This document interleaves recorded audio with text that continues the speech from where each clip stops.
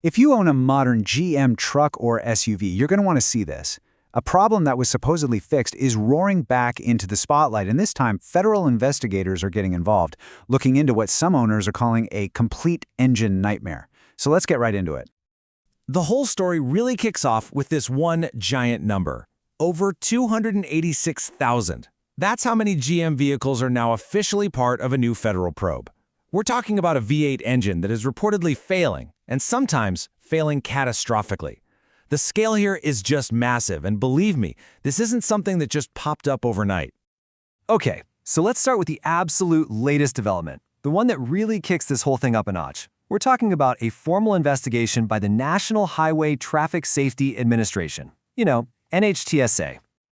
Right, so on October 23rd, the feds officially opened a new file on GM's really popular L87 6.2-liter V8 engine. And this isn't just a casual look-see. It's a direct response to a growing mountain of reports from owners who are experiencing sudden and sometimes complete engine failure. The numbers behind this investigation, well, they really tell the story. We're looking at over 3,300 complaints from owners. But here's the kicker. 173 of those complaints are from people whose vehicles were not covered by a previous related recall. That's huge. And while there have been 5 reported cases involving crashes or fires, the one silver lining, and it's an important one, is that so far, thankfully, no injuries or deaths have been linked to this. So what in the world is actually breaking inside these big V8 engines? Well, to get that, we kind of have to pop the hood and take a look at one very specific and very critical component that seems to be right at the center of all these failures. We are talking about the connecting rod bearing. Now, the easiest way to picture this is to think of it like the cartilage in your knee. It's this tiny but absolutely critical piece that lets all the powerful, heavy rotating parts of the engine move smoothly without just grinding themselves into dust. And when that cartilage fails, well, the results for the engine are just devastating.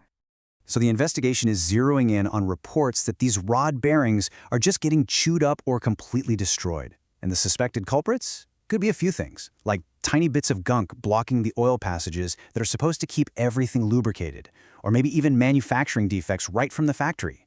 Either way, the engine is being starved of the oil it desperately needs, and it just dies. This isn't just a mechanical issue anymore. It has become a legal one. Owners have been so frustrated that they've actually filed class action lawsuits. And in one of those suits, GM's previous attempt to fix this was described with this one powerful phrase, egregiously inadequate. I mean, that tells you everything you need to know about the frustration of someone who shelled out big money for a premium truck, only to face a potential multi-thousand-dollar repair for a problem that keeps coming back. All right, this is the part of the explainer that really matters if you've got a GM key fob in your pocket. Let's get straight to the list of trucks and SUVs that have this specific L87 V8 engine and are now part of this brand new investigation. So, take a good look at this list. We are talking about some of the most popular, best-selling vehicles on the road, period. You've got the Cadillac Escalade, the Chevy Silverado, the Suburban, and the Tahoe. And then on the GMC side, you're looking at the Sierra 1500 and the Yukon. And check out the years. It spans from 2019 all the way up to 2024 models. Now, if this whole situation is starting to sound a little familiar, well, you're not wrong. There's a reason for all that frustration we were just talking about. This is not the first time these engines have been under the microscope for this exact problem. It's kind of like déjà vu. In many ways, this is round 2. Let's just quickly trace the history here so you can see how we got to this point. It all started earlier this year, with reports from owners bubbling up online. By April, boom, GM issues this massive recall for nearly 900,000 vehicles for related issues. But the reports didn't stop. That led to the lawsuits. And all of that brings us right back to October, when NHTSA decided enough was enough and launched this brand new separate investigation. So what was that original fix anyway? Well, for most owners, it was pretty simple. They'd get an inspection and then just a switch to a thicker oil and a new filter. No major parts were replaced. But the reality for some owners was that their engines kept failing anyway. This led to the big claim that's driving this whole new investigation, that the original fix was basically a Band-Aid that didn't heal the wound, leaving owners terrified that their engine could still give out at any moment. Okay, so with all of this history, all of this baggage, and a new federal probe breathing down everyone's necks, what happens next?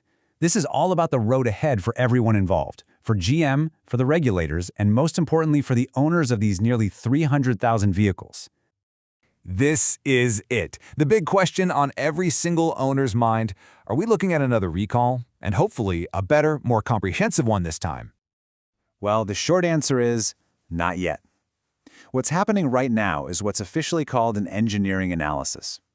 The best way to think about it is that the investigation just got a major promotion. It's a much more formal, much more in-depth process to figure out if there is a true underlying safety defect that legally requires GM to issue a recall.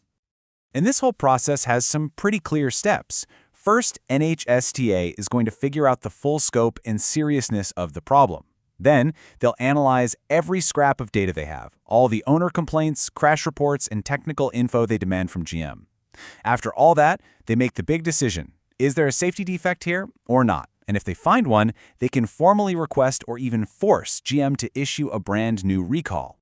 So as federal regulators dig deep into the engineering, hundreds of thousands of GM owners are just stuck in limbo, wondering if the V8 heart of their very expensive vehicle is basically a ticking clock. What they're hoping for is that this new intense scrutiny will finally deliver a definitive answer and a permanent solution to a problem that for them just won't seem to go away.